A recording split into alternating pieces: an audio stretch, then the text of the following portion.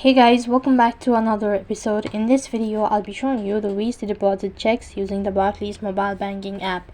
So in order to deposit the check, you have to first of all make sure to log in into your account. Once logged in, you need to navigate to the section of apps specifically designed for check deposit.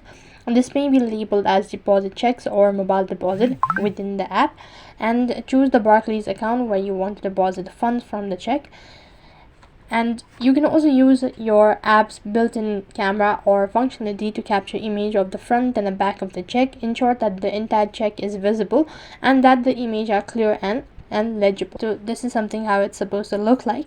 After capturing the image, you may need to enter the additional details about the check, such as the check amount and any other required information, all that. Then you could go ahead and review the details you've entered and the image you've captured to ensure accuracy. If everything looks correct, confirm the deposit as well. And once you've confirmed the deposit, submit it through the app. And after submitting the deposit, you should receive a confirmation message indicating that the deposit was successful. Now the fund will typically be made available in your account according to the Barclays processing time.